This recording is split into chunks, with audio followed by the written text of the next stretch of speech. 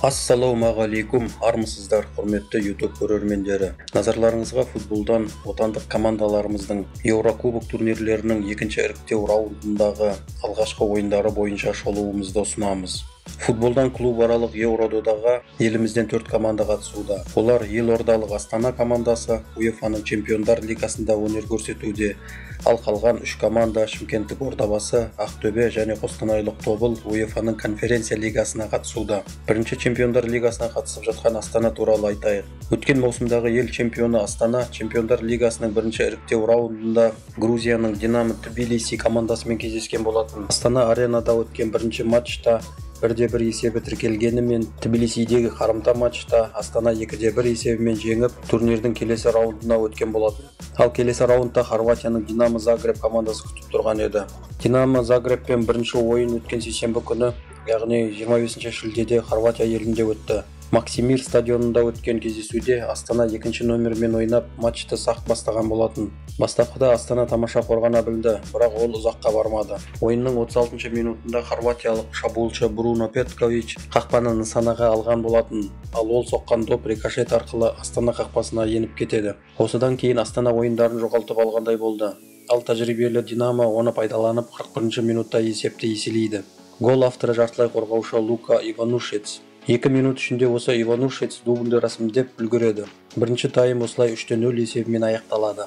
Екінші таймда Астана жақсы бастағанымен оның бас жағында Иванушец Астана қақпасына командасының 4-ші голын салып хет-трик рәсімдейді. Динамо Загреб деңгейінің жоғары екендігіне куә болдық. Дегенмен есеп 4-0 болғасын хорваттар босаңсыды ма, ойынның соңғы жағында Астана да қауіпті сәттер жасай бастады. Бірақ өкінішке орай ол сәттердің ешқайсысы да голға ұласпады. Қарымта ойын Астана аренада келесі аптаның ортасында 2 тамыз күні өтеді. Астана командасына сенейік, оны қолдайық. Нағыз болмаған жағдайда олар жорығын Еуропа лигасында жалғастырады. Енді конференция лигасына ауысайық. Мұнда бірінші өткен маусымда Қазақстан кубогының иегері атанған, ал өтіп жатқан биылғы чемпионатта бірінші келе жатқан Шымкенттік Ордабасына тоқталайық. Ордабасы бұл турнирді бірден екінші іріктеу раундынан бастады. Қарсыласы Польшаның Легиясы еді. 27 шілдеде Шымкенттегі лық толған Қажымұқан Мұңайтпасов атындағы стадиондағы матч өте тартысты өтті. Легияның оңайлықпен берілмейтіні көрініп тұрды. Олар онсыз да осы ойынның фавориті еді. Ордабасы да қалың жанкүйерлерінің алдында барын салды. Және ол өз нәтижесін берді. Шымкенттік футболшылар 13 минутта жылдам гол сала білді. Гол авторы белоруссиялық шабуылшы Всеволод Садовский. Осы есеппен бірінші тайм аяқталады, ал екінші таймда Ордабасы тағы да жылдам гол салады. 48 минутта Ордабасының сенегалдық қорғаушысы Мбочи есепті еселейді. Өкінішке орай Легия 63 минутта есеп айырмасын қысқартады. Гол авторы Легияның чехиялық шабуылшысы Пекгард. Ал 86 минутта польшалық команда есепті теңестіреді. Легияның екінші голын салған шабуылшы Блаж Крамер. Бірақ бұл голды Крамер офсайдтан салғандай болып көрінді. Турнирдің алғашқы раундтарында VAR жүйесі болмағандықтан бұл сәт тексерілмеді. Тағы да айта кететін жайт, матчтың соңғы жағында Легияның айып алаңында Ордабасы ойыншысына, дәлірек айтсақ, Бабур Абдухаликовқа қарсы тәртіп бұзылғандай көрінді. Бірақ бұл сәтте де төрешілер басқаша ойда болды. Сонымен алғашқы ойынның нәтижесі 2-2. Варшавада Ордабасыға өте қиын болатыны белгілі. Шымкенттік командамызға сәттілік тілейміз, алға Орда.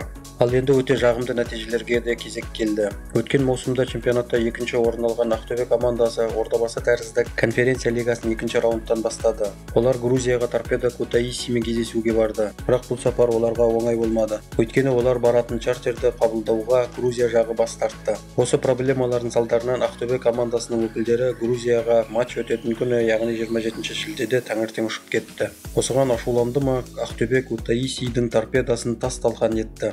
Есепті 34 минутта пенальтиден Алибек Қасым ашты. Ал 43 минутта Ақтөбенің Черногориялық жартылай қорғаушысы Милош Райчкович есепті еселейді.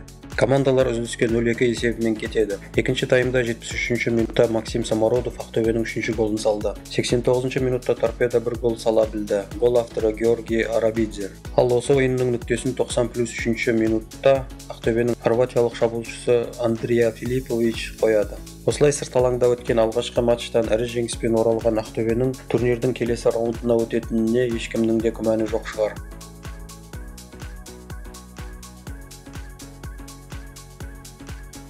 Өткен маусымның қола жүлдегері Қостанайлық Тобыл конференция лигасының бірінші іріктеу раундынан бастаған болатын. Онда олар финляндиялық Хонка командасынан өткен еді. Ал екінші іріктеу раундында азулы швейцариялық Базель күтіп тұрған болатын.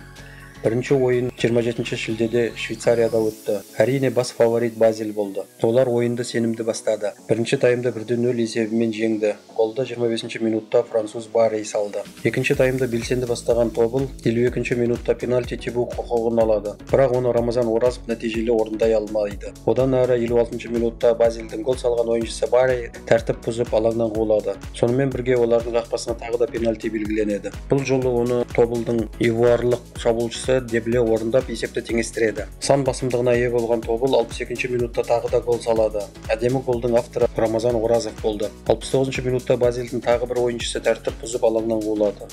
Ал Тобыл өзінің кезекті 3-ші голын салады. Оның авторы матч барысында өте белсенді ойнаған жартылай қорғаушы Ислам Чесноков. 9 ойыншымен қалған Базель ештеңе жасай алмайды. Ал ойын 1-3 есебімен Тобылдың пайдасына аяқталады. Енді Тобыл командасына өз алаңында болатын қарымта матчта турнирдің келесі раундына шығатын мәселені оңынан шешу керек. Алға Тобыл. Осымен Еурокубок турнирлеріндегі қазақстандық командалардың ойындарына шолуымыз аяқталды. Бізді қарағандарыңызға көп рахмет. Каналымызға жазылыңыздар, лайк басыңыздар және келесі кездескенше, жеңісті күндерде кездескенше сау болыңыздар.